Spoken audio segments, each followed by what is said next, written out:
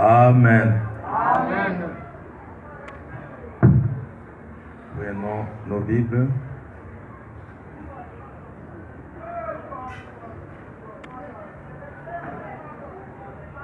Dans le livre, on va lire dans le livre de Nombres, chapitre 12.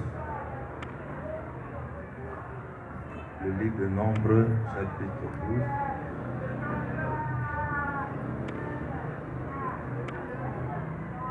Marie et Aaron parlèrent contre Moïse au sujet de la femme éthiopienne qu'il avait prise, car il avait pris une femme éthiopienne. Ils dirent: est-ce seulement par Moïse que l'Éternel parle? N'est-ce pas par nous aussi? N'est-ce pas aussi par nous qu'il parle? Et l'Éternel l'entendit. Or, Moïse était un homme fort, patient, plus qu'aucun homme sur la face de la terre. Soudain, l'Éternel dit à Moïse, à Aaron et à Marie: allez, vous trois, à la tente d'assignation. Et ils y allèrent tous les trois. L'Éternel descendit dans la colonne de nuée et il se tint à l'entrée de la tente. Il appela Aaron et Marie qui s'avancèrent tous les deux. Et il dit: écoutez bien mes paroles. Lorsqu'il y aura parmi vous un prophète, c'est dans une vision que moi, l'Éternel, je me révélerai à lui. C'est dans un songe que je lui parlerai. Il n'en est pas ainsi de mon serviteur Moïse. Il est fidèle dans toute ma maison. Je lui parle bouche à bouche. Je me révèle à lui sans énigme. Et il voit une représentation de l'Éternel. Pourquoi donc n'avez-vous pas craint de parler contre mon serviteur, contre Moïse? La colère de l'Éternel s'enflamma contre eux et il s'en alla. Avec nos têtes inclinées, nous te remercions, Père Céleste, pour la grâce que tu nous accordes encore ce soir d'être en vie, debout et dans cette assemblée afin de recevoir de toi les instructions. Seigneur, la journée vient presque, Seigneur, à s'achever. Je veux dire, est sur le point de s'achever. Nous te prions, Seigneur, que toi, le grand soleil, tu puisses maintenant te révéler à chacun, surtout que c'est le temps de l'adoration. Père, écarte à l'homme du chemin, et celui qui parlera et celui qui écoutera, Seigneur, tous deux soient dans le même diapason.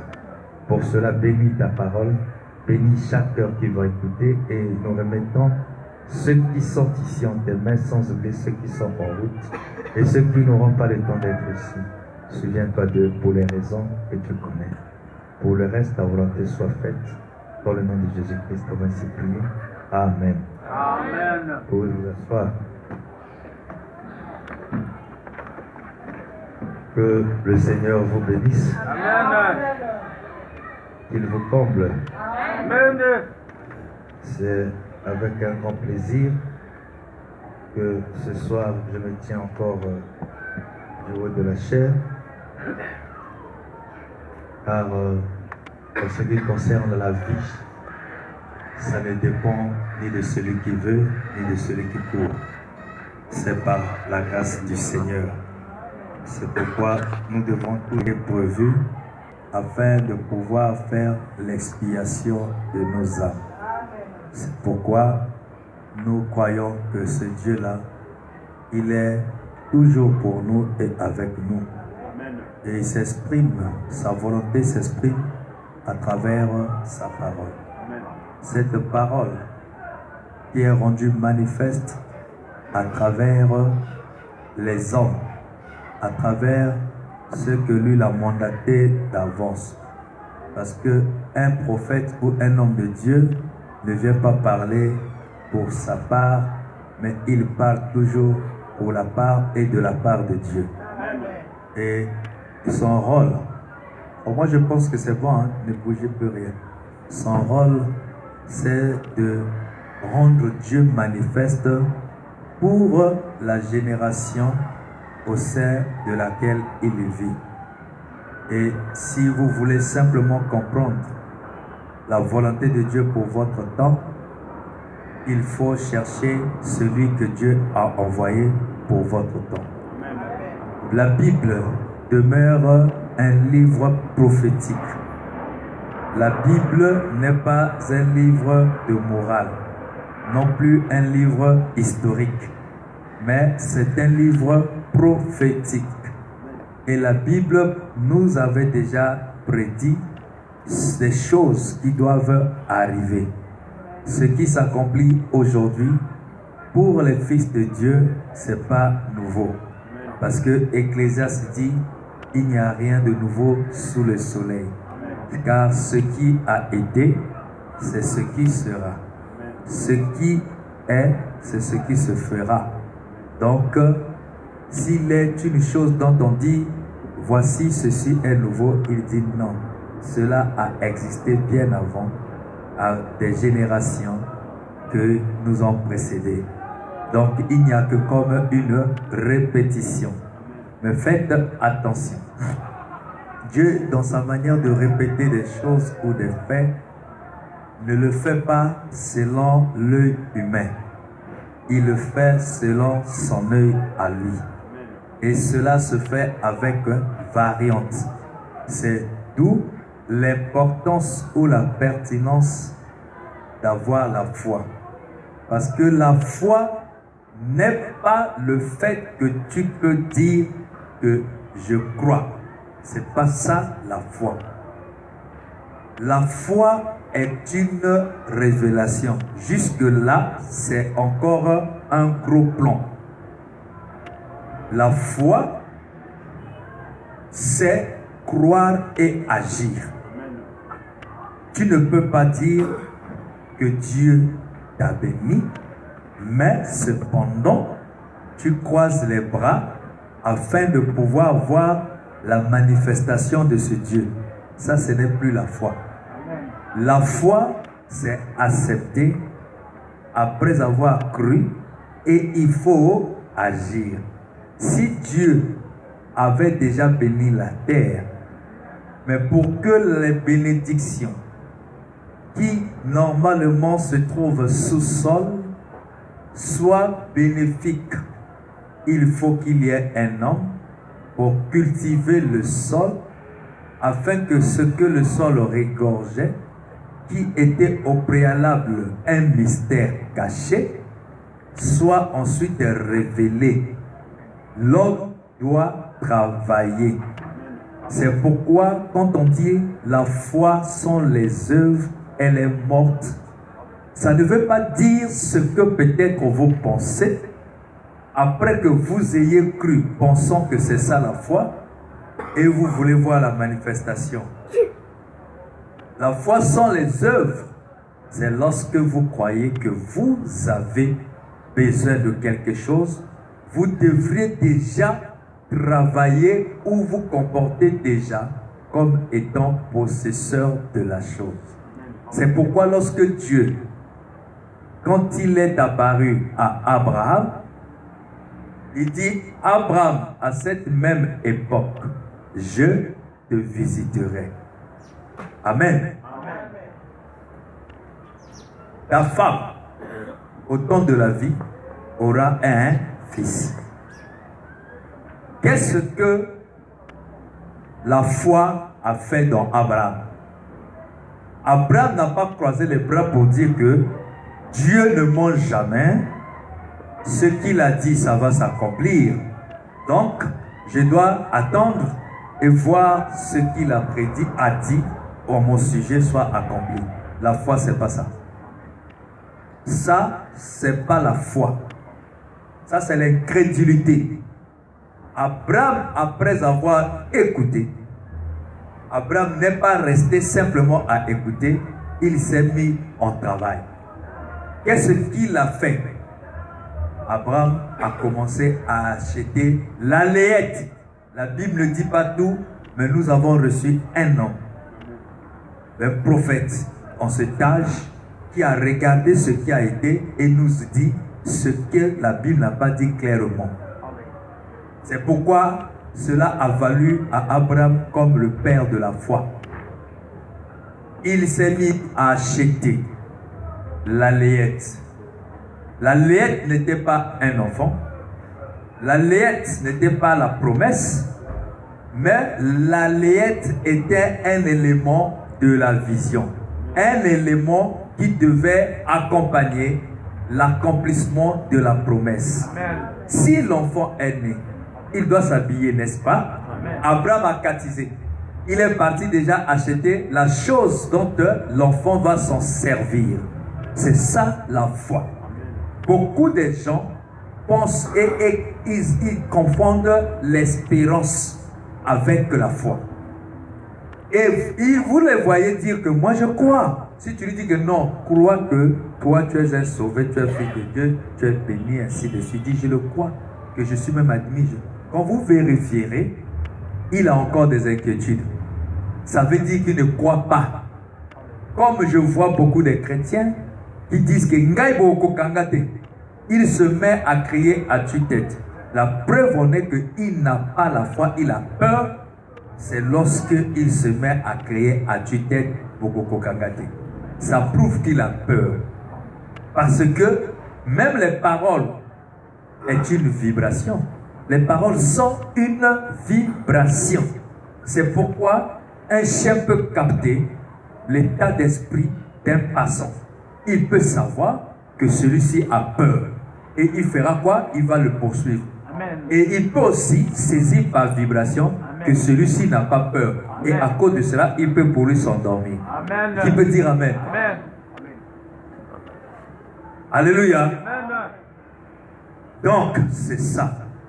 Comme nous sommes dans les principes fondamentaux de la chrétienté, alors je voudrais dire le voyage que j'avais effectué, ça s'est bien passé par la grâce de Dieu.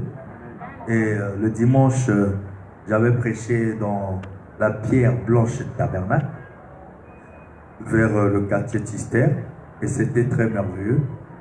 Le peuple était en ébullition. Hier, avec les frères, on a encore suivi un extrait, et ils ont compris que c'était chaleureux là-bas. Amen. Amen. Alléluia.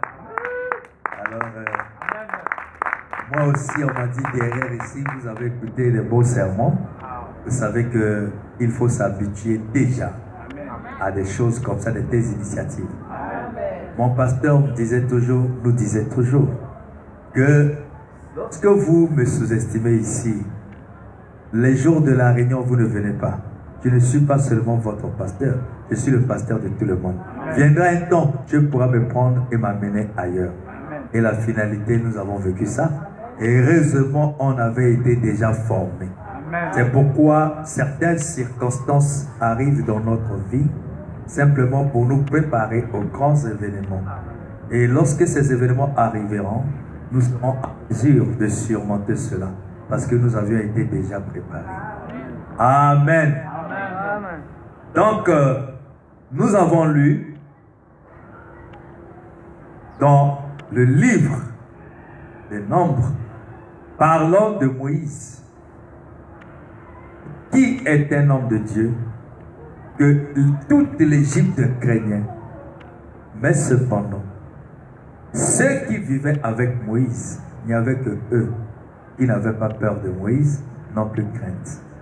Et effectivement, c'est ça qui enlève le caractère sacré dans un responsable de la famille, dans une personnalité élevée, dans une éminente personnalité, un éminent personnage, à cause, je veux dire, par ceux qui vivent tout autour ou à côté de ceux que j'ai cités. L'habitude, c'est ça qui enlève souvent le sacré dans des personnes qui sont à respecter. Moïse a fait tromper au point où Pharaon a dit, le Dieu de Moïse est Dieu. Amen. Amen. Pharaon a dit, le Dieu de Moïse est Dieu. L'Égypte tremblait parce que si jamais ils avaient vu un homme, Dieu dans un homme, Moïse en était un. Et tout le monde craignait, même le roi. Mais remarquez, ceux qui étaient les parents de Moïse manquaient du respect vis-à-vis de Moïse. Moïse a fait un choix. Et la sœur de Moïse, ainsi que le frère de Moïse, se mirent à se moquer de Moïse. Parce qu'ils avaient pensé que Moïse était leur frère. Ils n'avaient pas tort. Mais ils n'avaient pas la face cachée. Une autre facette de ce qui était Moïse, cet homme-là. Et nous voyons que lorsqu'ils se moquèrent, ils manquèrent du respect à Moïse. Ce n'était pas Moïse qui avait parlé. C'était Dieu qui est descendu. Il les a dit, venez ici vous trois. Et quand Dieu descend sous forme de la colonne de feu, il s'est mis à parler. Ce que vous avez fait à Moïse, ce n'est pas votre frère, ce n'est pas un homme, c'est mon serviteur. Ce n'est pas normal. Et c'est ça en fait, ce qui manque aujourd'hui dans beaucoup des hommes, beaucoup des enfants de Dieu et beaucoup des serviteurs de Dieu.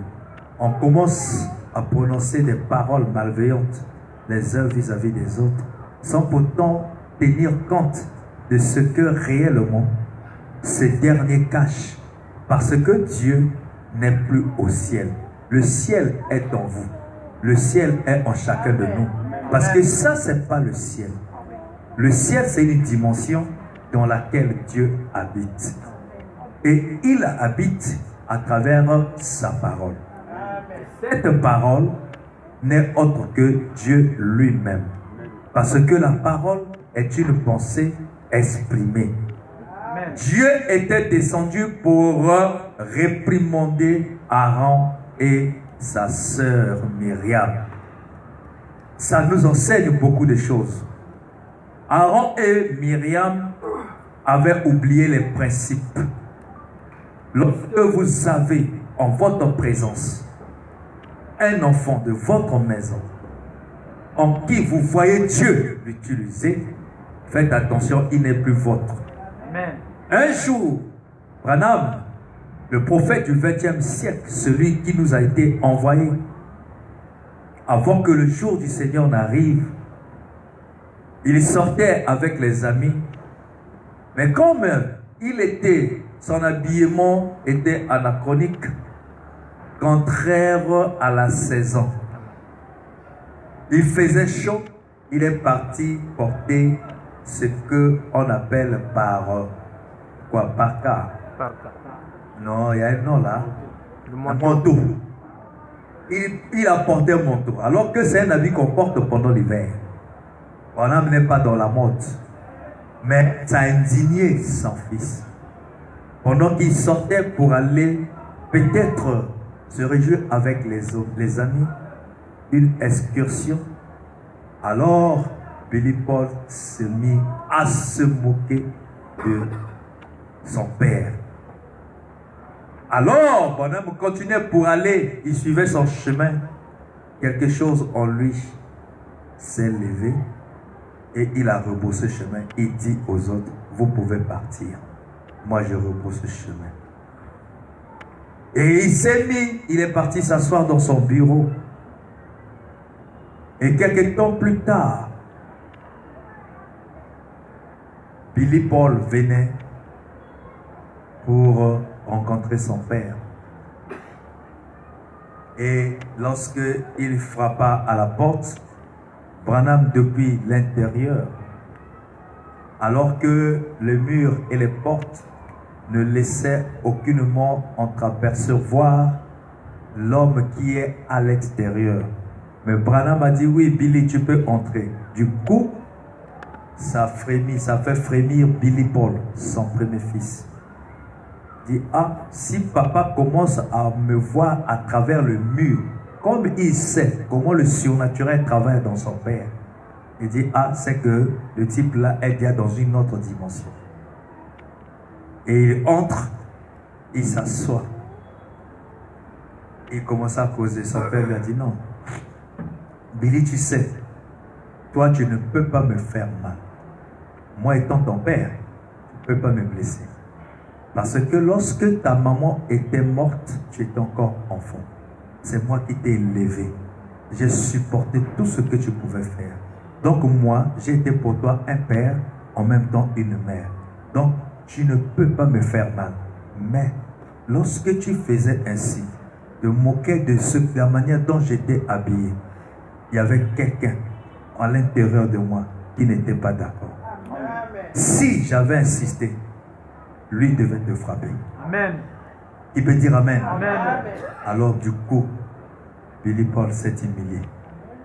Généralement, lorsqu'on est à côté des grands hommes, tellement la vision panoramique fait toujours briller des grandes gloires.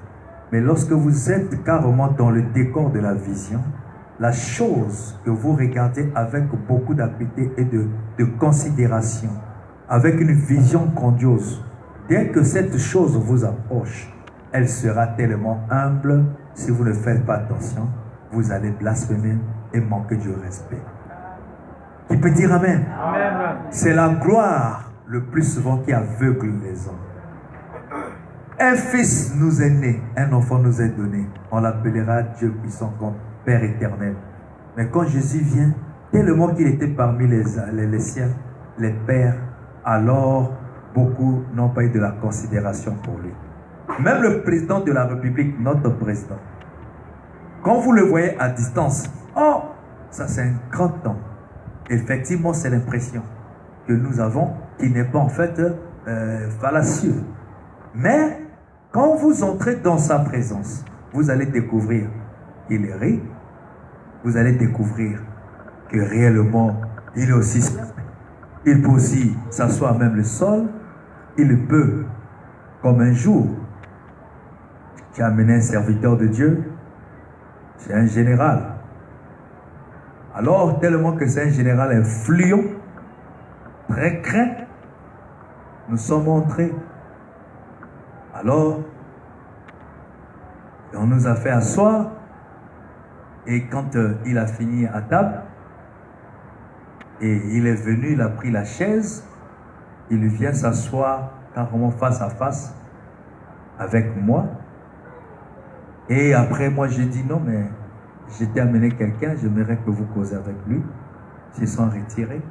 Et après, ils sont revenus. Et il fallait qu'on prenne la photo avec le général. Alors, celui que j'avais amené, l'homme de Dieu, l'a pris l'appareil. Le général a pris, il était carne rasé, il a pris la photo, il m'a tenu, moi aussi je l'ai tenu à l'épaule. Et après, il dit, bon, cette fois-ci, je porte le beurre, il a porté. Moi aussi, je l'ai tenu. Et au sortir, il a dit, ah, vous vous amusez comme ça? J'ai dit, oui, généralement, c'est ça en fait. Si je n'ai pas le discernement, tellement que je suis dans sa présence, il est humble, simple, ça peut m'amener aussi à lui manquer du respect, sans pourtant le savoir. C'est ce qui arrive à beaucoup de gens. C'est pourquoi vous devez faire un grand exercice, avoir toujours du respect les uns pour les autres. Peu importe leur classe sociale, peu importe ce qu'ils sont. Mais à condition que vous sachiez que c'est un homme, c'est un serviteur de Dieu, c'est une autorité, peu importe son obédience ou ses convictions, il peut être prêtre, il peut être qui que ce soit. Le fait qu'il sert Dieu, il faut toujours avoir du respect dans sa présence. Amen. Amen. Et beaucoup de gens, généralement, ça arrive à ceux-là qui n'ont pas la révélation Et c'est là où nous avons brisé beaucoup. Les principes doivent venir, doivent être restaurés, afin que nous soyons agréables à Dieu. Voyez que ce jour-là, si Pharaon pouvait assister à cette scène où la famille de Moïse se moquait de Moïse, Pharaon allait dire quoi? Donc lui aussi, il est comme ça. On peut aussi se moquer de lui. Mais c'est un homme qui nous a fait comme ça. Il ne riait même pas. Quand il sortait le peuple d'Israël, de l'Égypte, de mon pays, mais il était carré. Ah, et donc lui aussi. Et si tu ne fais pas attention, il peut te commander quelque chose. Ah non, n'inquiétez, tu as blasphémé.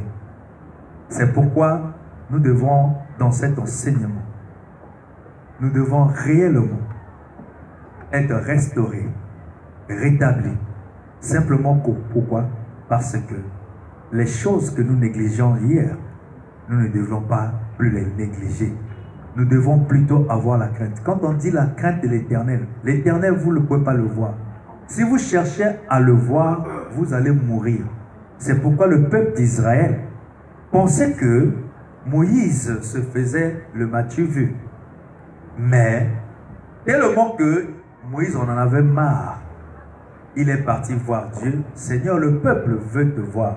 Pourquoi? Parce que l'homme n'est jamais, l'homme reste ce qu'il est, hein, généralement. C'est pourquoi s'il est une chose que Dieu ait jamais fait, c'est d'amener un mortel à croire à un autre mortel.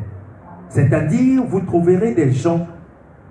Moi, je vous avais dit que moi, je veux que vous soyez à travers cet enseignement ou ce que je prêche, un chrétien tout fait. Là où, quand vous vivez, là où vous vivez, quand on vous regarde, quand les voisins vous observent, qu'ils puissent trouver quelque chose de divin que eux, ils n'ont pas. Même s'ils peuvent être des religieux. Amen. Mais, comme vous, soit réellement distingué quelque chose de particulier. C'est ça, en fait, qui fait l'objet de louange. La louange, ou encore, chercher le fait de la création d'un sentiment ou de désir dans certaines personnes à vouloir vous suivre là où vous priez, ça émane de notre attitude au sein du milieu dans lequel nous vivons. Amen. C'est là où beaucoup de gens ont ciblé, ont manqué de cible. Ils ont pris pour ligne de mire quelque chose qui n'a rien à voir avec l'adversité. Remarquez, nous passons beaucoup de temps à chasser les démons, nous passons beaucoup de temps à gêner, nous passons beaucoup de temps à beaucoup prier. Même lorsque le pasteur vient pour prêcher, c'est juste un petit sermon, même pas inspiré. Mais tu verras, des gens fréquenteront cet endroit. Pas parce qu'ils diront que non. Ils diront que non. La parole qui est prêchée là-bas, non, c'est extra. Parce que là-bas, on chante bien. Là-bas, il fait partie de la chorale. Là-bas, il a une fonction. Donc, l'élément qui le motive n'a rien à voir avec la parole de Dieu. Amen. Alors, si déjà cela constitue pour vous un soubassement, mais je vous en prie, hein, et je vous rassure, hein, tenez-vous tranquille.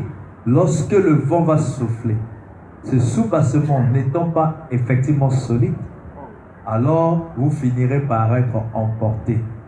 D'où vous allez voir les natures se manifester. Pourquoi, frère, tu ne vas pas à l'église? À l'église, on a bolingezate.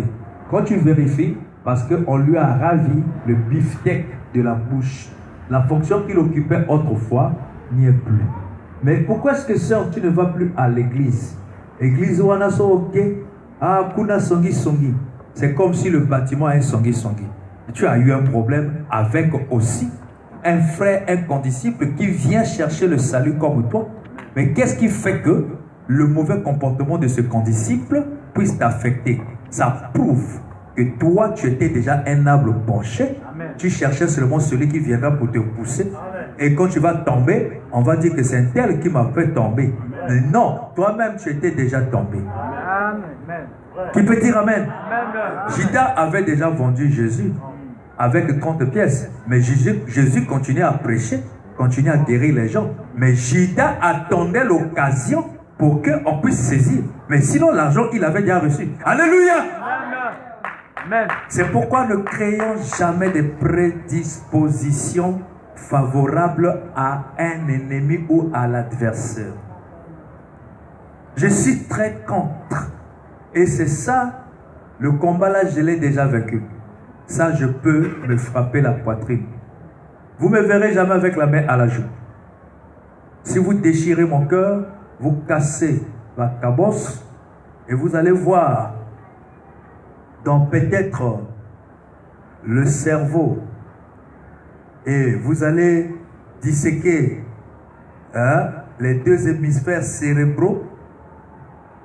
Vous allez peut-être voir, même si c'est codé, là-bas c'est codé, mais vous allez voir beaucoup de choses et des problèmes. Si on vous donne ça, oh, depuis longtemps vous serez déjà victime d'AVC. Amen. Et ceux qui vivent avec moi, il y a des mots que moi j'utilise difficilement, voire même à jamais. On m'a bloqué. Les gens sont contre moi. Et peut-être c'est des attaques. Ce sont des mots rares que j'utilise. Si on ne fait pas attention, parfois j'utilise. Parce que si moi, je me dis déjà que on m'a bloqué. Les gens sont contre moi. Vous savez, ça veut dire quoi? Ça veut dire que moi, je suis faible face aux adversaires. On m'a bloqué. Mais si on m'a bloqué, ou bien on m'a lié les mains et les pieds, donc celui qui m'a lié là est fort. Alors, et comment est-ce que tu veux t'attendre à une victoire aussi longtemps déjà tu plébiscites la force de l'adversaire? C'est pourquoi les églises qui chassent chaque jour les démons, ils ne peuvent jamais être en paix. Les églises qui sont dans les prophéties, tous les jours, il y aura toujours quelque chose qui diront au sujet des membres. Mais les gens se diront que c'est ça Dieu. Mais moi je vous dis que ça c'est satanique. Parce que ce peuple-là connaîtra beaucoup des noms des démons, moins des noms des enfants de Dieu. Ils connaîtront moins ce qu'est la réalité au ciel. Une fois que ce corps est déposé dans la tombe, quelle sera réellement la vie après ça? Ils savent rien. Parce que nous les pasteurs, nous parlons plus des démons que du ciel avec son royaume et les sujets du ciel. Les enfants de Dieu ne connaissent pas dans l'ordre des anges qui est le chef. Et ensuite il vient qui? Et une suite arithmétique des anges. Mais l'Église connaîtra le démon de sirène, l'Église connaîtra les démons de Manouata, l'Église pourra te dire les démons de Marie de nuit, mais ce sont des démons qui n'existent pas. Ça, je vous apprends ça. Ah, je suis impopulaire, je sais que vous êtes en train de dire dans le cœur qu'il y a une unanimité. Je vous dis, ça n'existe pas. Si je demande, dis-moi comment la sirène, le démon de sirène se manifeste. Si on ne fait pas attention, tu ne liras pas ça dans la Bible. Ça, c'est déjà comme ça. Tu vas me répéter ce que toi, tes oreilles ont écouté de quelqu'un.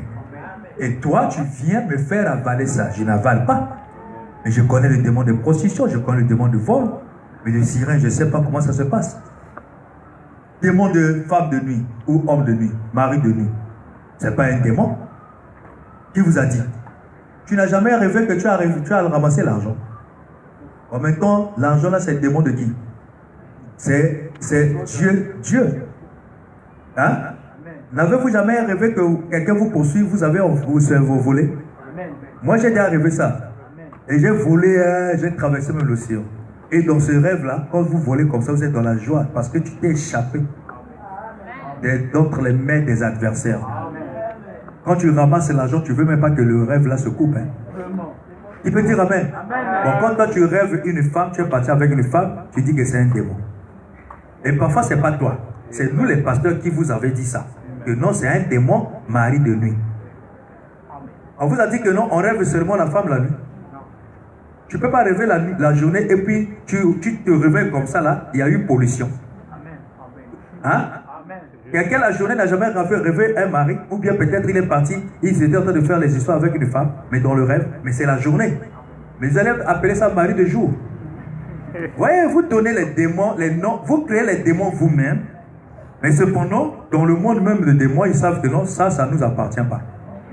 Alors, comme vous dites des choses qui n'existent pas, mais l'équivalent va se produire. Qui peut dire amen? Et vous direz que oui, effectivement, mais c'est vous-même qui avez créé ça. Qui peut dire amen?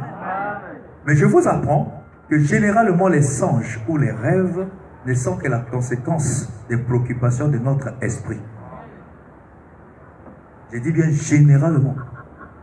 Vous allez voir, faites même l'expérience, préoccupe-toi de quelque chose. Tu vas voir quand tu vas dormir, tu continueras à vivre la chose là. C'est pourquoi d'autres même parlent la nuit. Mais ça passe. Tu vois, parce que son esprit était intrigué pendant le football, pendant qu'il jouait. Donc, ce qui fait que quand il est parti dormir, l'amusement là le poursuit. Et surtout les dernières visions, je veux dire des images à visualiser avant le sommeil. Généralement, c'est ça que le subconscient capte. C'est pourquoi il n'est pas bien, quand tu as des problèmes, d'être là dans les soucis jusqu'à aller dormir avec ces soucis-là. Tu feras soit de l'insomnie, soit des rêves que tu feras, ce seront des cauchemars. Ça ne sera pas des songes significatifs, ça sera des cauchemars. Parce que ton esprit était carrément. Parce que l'homme ne connaît pas ce qu'il est. C'est ce qui fait que comme il ne connaît pas ce qu'il est, il attribue n'importe quel adjectif à quelque chose ou à une expérience donnée. Mais sans pourtant regarder qu'est-ce que Dieu en pense. L'homme est triple ou double. Il est double parce qu'il est chair et il est esprit. Il y a deux hommes dans la cohabitation. Et les deux dans cette cohabitation constituent une seule entité. C'est ce qu'on appelle âme vivante ou être vivant. Il y a l'homme formé de la poussière de la terre, que vous voyez. Et il y a l'homme qui est à l'image de Dieu et selon sa ressemblance. Donc, deux personnes.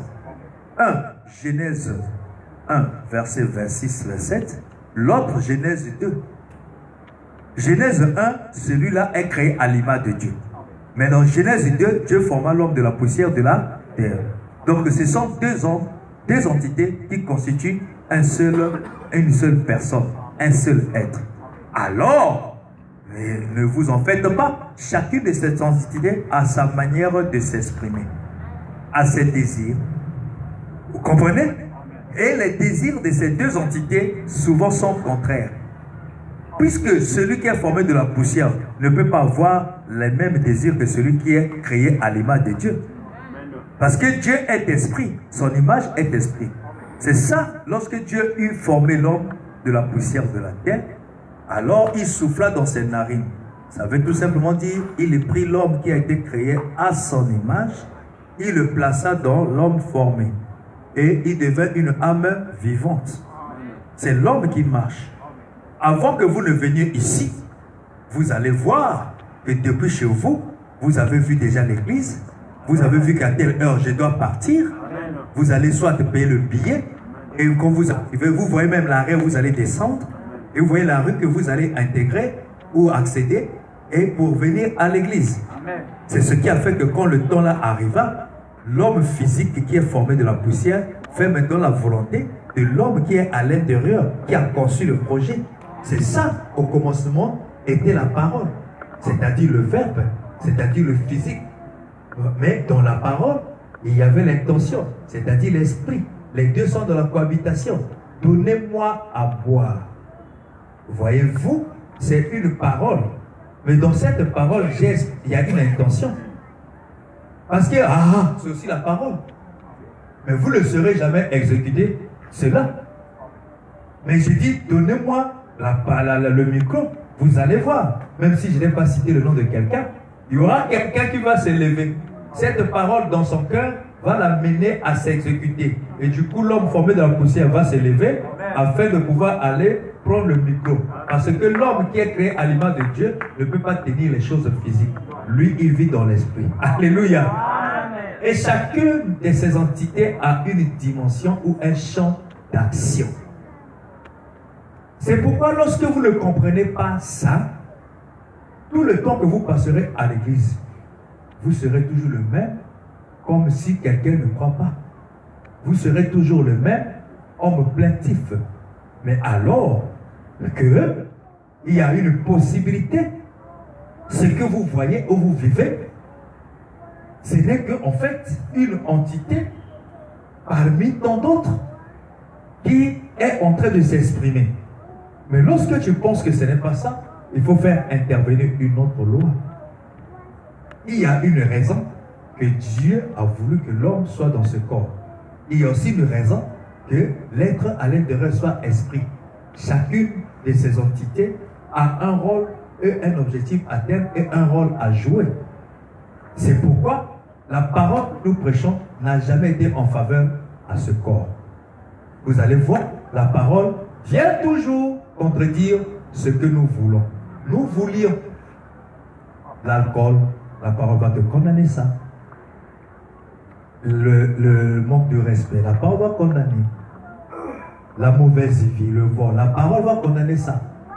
Le chanvre, la cigarette. Vous allez voir que celui qui boit aura des difficultés à laisser ça. Parce que c'était sa première nature. Mais alors que c'était une forme de nature trompeuse. Simplement, qu'est-ce qui a créé ça?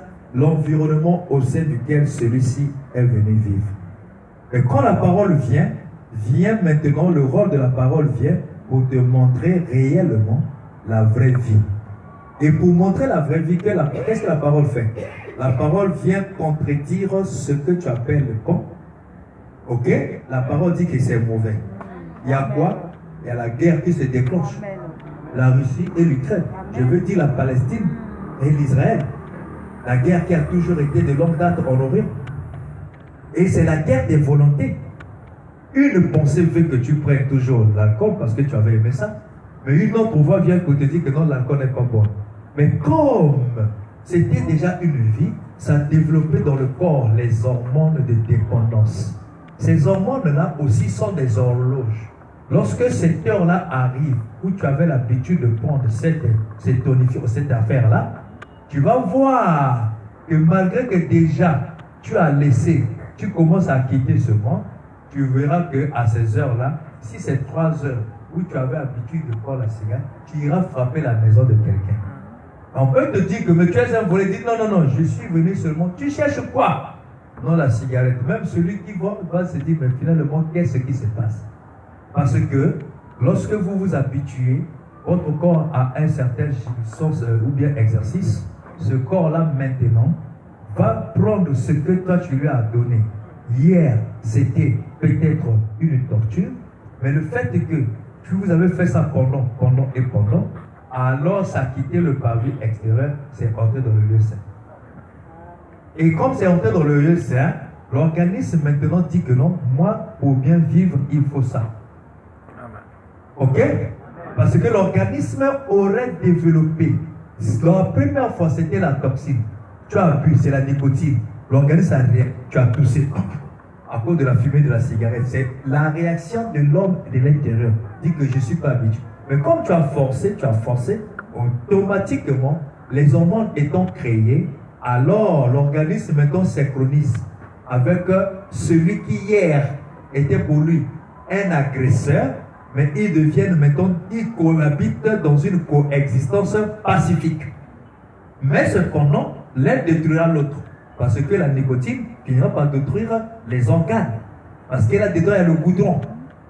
Et c'est là où tu auras des problèmes au niveau des poumons. Vous comprenez? Amen. Et lorsque ces heures-là arrivent, même si tu as pris la décision, tu vas voir que tu repartiras toujours à faire ça parce que le corps réclame ce dont tu avais l'habitude de lui donner. Et que maintenant tu ne lui donnes pas, tu n'as pas donné, lui commencera à te pincer. Mais patron, toi tu avais l'habitude de nous nourrir, non? Hein? Mais si tu ne nourris pas là, c'est compliqué. Et comme le désir de l'époux se porte, le désir de l'époux se portera vers son époux, alors pour subvenir à cela, tu vas sentir que si tu ne prends pas la chose là, c'est comme si tu es affaibli, c'est comme si tu n'as pas de force. C'est là où d'aucuns disent que ceux qui n'ont pas de maillère. Pour bien poser l'exercice, il faut mettre la cigarette. Vous avez entendu parler de ça? Ce n'est pas que la cigarette dans l'intelligence. Non. C'est lui qui, en fait, a habitué son organisme à un tel régime. L'organisme a reconnu ça comme étant un élément nutritionnel, alors sans lequel, lui, il ne pourra plus vivre. Il vivra, l'organisme vivra. Mais c'est l'homme conscient. Parce que l'homme est double dans les dimensions. L'homme conscient le fera croire qu'il faut ça. Non, ce n'est que les hormones. Mais on peut les détruire. Quand la parole vient frappe et que toi tu dis Amen, tu repars, tu vois la chose, alors la voix qui avait condamné ça commence à remonter dans ton cœur, dans la douceur. Tu vois ce que tu fais, c'est pas normal. Mais tu prends, après tu n'es pas à l'aise. Mais tu as pris, hein, la chose que quand tu prenais hier, tu étais pour tout dans la joie. Mais tu prends maintenant, le visage a changé. Mais on constate que tu n'es pas parmi nous, mon ami. Oui, oui, oui, je suis toujours là. Non, il est en train de combattre, de subir un combat à l'intérieur. Alléluia. Il y a quelque chose qui est en train de se passer que vous ne pouvez pas voir. Il n'y a que lui qui connaît. C'est qu'il y a la guerre qui s'est déclenchée des volontés. Voyez-vous? Et quand il part, quand il devient seul, alors c'est la voix là qui commence encore à parler fort. Amen. Tu as vu ce que tu as fait là? Est-ce que ça c'est normal? Il commence à écouter ça mieux que lorsqu'il était parmi les amis, que lorsqu'il était dans la rue, que lorsqu'il était dans l'atmosphère où il prenait ces choses-là. Mais il tombe maintenant seul, c'est là où maintenant dans le silence, la chose là va remonter. C'est déjà bien. C'est un bon signe que vous êtes fait pour eux. Aller quitter l'Égypte et aller dans la terre promise. Parce que si le désir de vouloir changer n'est pas, alors faites attention. Parce que le grand problème, ce n'est pas les actes que vous posez. Le grand problème, c'est le désir qui est dans le cœur. Qu'est-ce qui produit les actes? Parce qu'il y a de ceux-là qui ont eu à tuer, ils n'ont pas prémédité. Il ne s'attendait pas à faire mal à quelqu'un. Mais il y a eu une circonstance et après il a regretté. Mais il y a quelqu'un qui a toujours commandité que moi, si quelqu'un, je veux faire. Si quelqu'un blague, moi je veux. Ils sont les deux acteurs. Ils produisent les mêmes actes. Mais les intentions ou les causes qui produisent cela ne sont pas les mêmes. Amen. Qui peut dire Amen? Amen. Qui peut dire Amen? Quelqu'un peut prendre quelque chose. L'autre aussi a pris les choses qui ne leur appartiennent pas. Mais si vous voyez, donc un, il a pris, ce n'était pas en fait quelque chose qu'il avait voulu faire ainsi. Mais l'autre, c'est une préméditation. Les deux ne seront pas les mêmes. Pierre avait régné Jésus, Judas avait vendu Jésus. Ils ont posé les mêmes actes du point de vue code de procédure pénale. Donc, automatiquement, la pénalité doit normalement s'en suivre. Parce qu'il y a eu un forfait qui a été commis. Mais dans Pierre, ce n'était pas du fond du cœur. Mais dans Judas, c'était du fond du cœur. C'est pourquoi ne faites jamais, ne concevez jamais le mal vis-à-vis de quelqu'un ou de la nature. Parce que c'est ce désir-là qui vous condamnera. Parce que le corps repartira à la poussière. Lorsqu'on parle des jugements derniers, vous pensez c'est quoi? C'est nous autres là qui serons ainsi. Non, ce sont notre corps. C'est-à-dire le corps qui est à l'intérieur de nous, c'est lui qui subira le jugement. Mais le jugement, je vous apprends, commence dans la maison de l'Éternel. C'est là où la parole est en train d'être prêchée. Qui peut dire Amen? Rien que le diable ne vous séduise pas. Ne cherchez pas au nom en parlant langue. Ne cherchez pas à prophétiser. Lorsque tu sais que bien ta nature a encore beaucoup de choses et des étapes à parcourir. Parce que le problème que nous venons ici, pour lequel nous venons ici, ce n'est pas pour que nous puissions prophétiser. Ce n'est pas pour que quelqu'un dise que ça ne servira à rien. Si je prophétise sur toi que demain tu auras la voiture, ça va t'aider en quoi? Tu as su seulement ce que Dieu avait déjà prévu. Mais aussi longtemps que ton âme est toujours noire là. Ne voyez pas que si Dieu te retire aujourd'hui, tu vas en enfer. Donc il faut chercher d'abord le royaume de Dieu. Qui peut dire Amen? C'est ça que nous les pasteurs, nous avons créé des églises et nous avons manqué de disciples. Parce que l'insistance que nous faisons, ce n'est pas la parole de Dieu, mais c'est les miracles. Mais les miracles ne sont pas mauvais. La Bible dit, voici les miracles qui accompagnent ceux qui auront cru.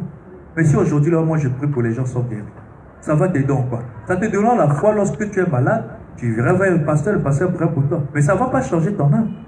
Ça ne va pas te transformer. Mon ni moi négocie la tête pendant le monde quand ça va miracle. Hein? Parce que tu as vu le pasteur faire le miracle. Tu seras dans la joie et dans l'émotion de voir Dieu travailler dans le pasteur, mais en toi-même. Regarde ton état. Regarde ton état. Lorsque quelqu'un te fait du mal, quel est réellement l'état de ton cœur? Tu connais comment ça vibre. Hein? Tu le sais. Et c'est ça en fait qu'il faut combattre. C'est pourquoi Branham, le prophète de notre âge, il a dit, oh, mon premier ennemi, c'est William Marion Branham. Il n'a pas dit le voisin. Il dit le premier, même si l'ennemi, le deuxième peut être le voisin, ou le troisième peut être qui que ce soit, une tierce. Mais il dit le premier, c'est d'abord. Mais William Marion Branham, là, ça veut dire quoi? Ça veut dire la volonté humaine qui va à l'encontre de la volonté divine. Cette nature qui permet à privilégier juste ceux de la tribu, ceux de la famille, ceux qui portent le même nom, et à exclure les autres. Donc du coup, tu deviens président de l'association des ressortissants d'eux. Mais un chrétien. Donc, sans pourtant savoir, le diable est déjà avec toi, mais tu continues toi à dire que alors que toi tu es en train de suivre celui-là qui est l'adversaire de Dieu, parce que par tes sentiments, ta manière de résoudre et de trancher des problèmes, tu prendras toujours la part qui te revient. C'est pourquoi nous nous posons la question, quel est cet amour qui peut permettre de faire à ce que moi je puisse aller taper quelqu'un qui a eu à agresser mon épouse, mais et à protéger mon épouse? Vous voyez, c'est un amour qui est charnel. Je prends position de ma femme et je dirais que oui, moi je ne peux pas permettre ceci. Et tu vas agresser quelqu'un d'autre. Ça prouve qu'en réalité, tu n'as pas l'amour divin qu'on appelle agapao. Parce que si tu l'avais, Jésus pouvait accepter qu'on le tape. Alléluia. Et les gens pleurent sur lui. Il dit non, ne pleurez pas sur moi, pleurez sur vos enfants. Amen. Vous voyez l'amour qu'il avait. Et à la fin, il dit, Père, pardonne-leur. Toi, tu peux pardonner le monsieur là qui a agressé ta femme. Amen. Si on ne fait pas attention, tu ne le causeras pas. Oui, il faut prendre une position vis-à-vis de lui. Tu lui montreras, monsieur, je ne suis pas d'accord. Je suis venu te voir. Je ne suis pas d'accord de ce que tu as fait. Tu le fais sans rancœur. Tu es en train de lui montrer, d'après les procédures, il ne devait pas le faire. Parce que cette femme appartient à monsieur. Il n'était pas permis à un autre homme de blâmer une femme d'autrui, ni de lui donner les ordres. Mais toi, tu as fait jusqu'à porter main. Voilà là où je suis contre toi. Ce que tu fais, ce n'est pas bien. Parce qu'il suffit simplement que toi, tu te places à ma place. Tu verras que si quelqu'un fait ça à ta femme, qu'il ne sera pas d'accord. Si on ne fait pas attention ce jour-là, le même monsieur va pleurer et venir demander pardon à ta femme. Amen. Tu auras fait quoi? Tu auras sauvé. Parce que nous, quand celui qui reçoit la parole, lui aussi, il devient le dispensateur de la parole. Amen. Si tu as la vie éternelle, tu partages aussi la vie éternelle. Donc, quelqu'un se réjouira de toi par ta manière de faire des choses. Que le Seigneur vous bénisse.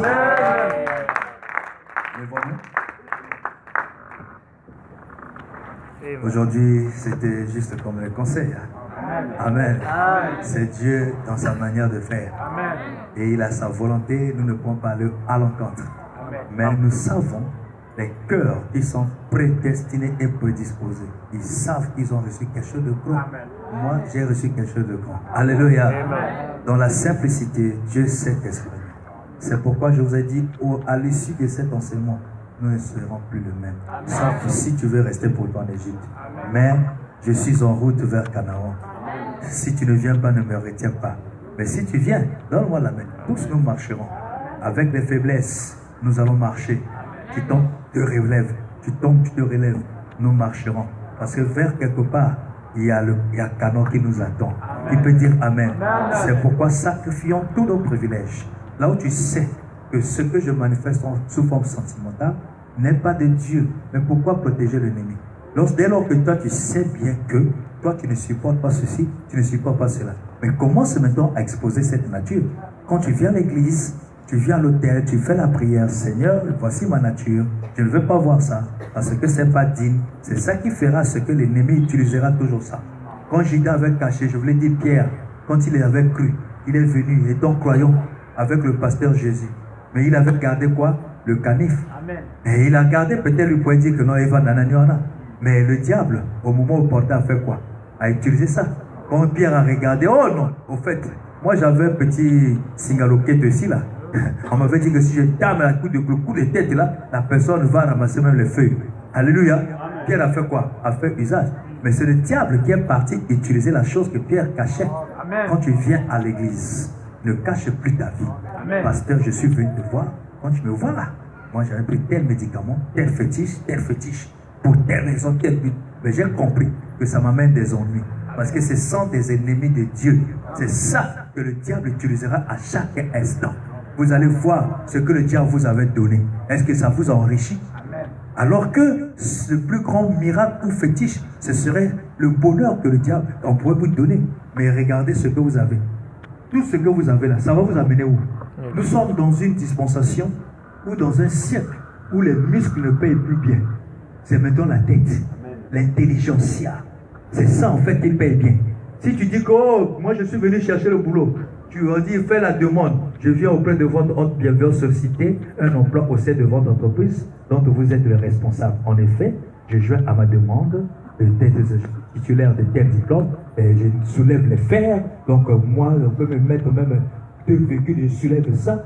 Celui qui va recevoir va dire ah, ici on n'a pas besoin des boxeurs, des catcheurs. Amen. Amen. Qui peut dire amen? Amen. Parce que là, je l'ai passé. Nous avons des choses que le blanc a déjà inventées, créées, qui facilitent le soulèvement, la tâche, ainsi de suite et tout. Ici, nous avons besoin des gens qui peuvent concevoir, qui peuvent regarder quel sera l'avenir de l'entreprise et travailler, bâtir des stratégies afin que l'entreprise puisse aller de l'avant. Mais pas ceux qui ont des muscles pour taper les gens. Sinon, un jour, tu vas me taper, moi, ton employeur. Alors, demande non agréé. Alléluia. C'est ce que nous sommes censés faire dans la spiritualité. Ne cherchons pas des muscles. Cherchons des muscles peut-être spirituels. Là où un problème survient, tu as la maîtrise. Là où une épreuve survient, tu ne parles pas contre Dieu ni le dénigrer. Là où quelque chose arrive, tu dis c'est Dieu qui a pourvu. Je crois aussi que lui-même, il va encore prévoir les moyens appropriés pour que je puisse m'en sortir. Parce que je le connais. Vous voyez comment est-ce qu'on lit Dieu? C'est comme ça qu'il faut lier Dieu. Tu dis que non, je connais Seigneur. Et ça là, c'est là que la fin, c'est que tu vas me bénir. Et la finalité va dire que l'enfant a compris. Donc quand le diable donnera des coups de poing, pour toi ça ne fera rien parce que tu vois la finalité, c'est que tu en sortiras. Si tu ne trouves pas encore l'argent, même 100 francs, même 500, aujourd'hui, une semaine, mais ne dis pas que tout le mois ça sera comme ça. Il y aura un temps où Dieu viendra. Il enverra toujours un corbeau ou ses anges à laisser résoudre telle situation. C'est pourquoi laissez l'égoïsme. Lorsque vous avez trop l'égoïsme qui vous caractérise, il sera difficile que Dieu vous amène des bonnes choses. L'ego, ça s'exprime sous plusieurs formes. Le pouvoir, le vouloir de ramener toujours vers soi, c'est l'ego. Lorsque tu cherches à peut-être à parvenir et que tu n'as pas tel objectif, ah si c'est comme ça dans la vie, vous souhaitez c'est aussi l'égoïsme. Parce que tu n'as pas atteint le but pour satisfaire le corps, au lieu que tu cherches la mort parce que tu as fait mal à Dieu et que tu n'as pas atteint l'objectif d'identité chrétienne que tu portes et que tu cherches à te faire mal peut-être. Mais comment est-ce que tes sentiments de vouloir mourir est dû ou sont dus au fait que tu n'as pas pu avoir de quoi satisfaire ce corps? Dieu te demandera des comptes. C'est pourquoi nous devons bien ajuster nos sentiments et notre manière de voir. C'est à ce moment-là nous ne serons plus les mêmes. Là où toi tu diras que aujourd'hui, je ne suis plus ce que j'étais hier. C'est qu'il y a eu quelque chose qui s'est passé.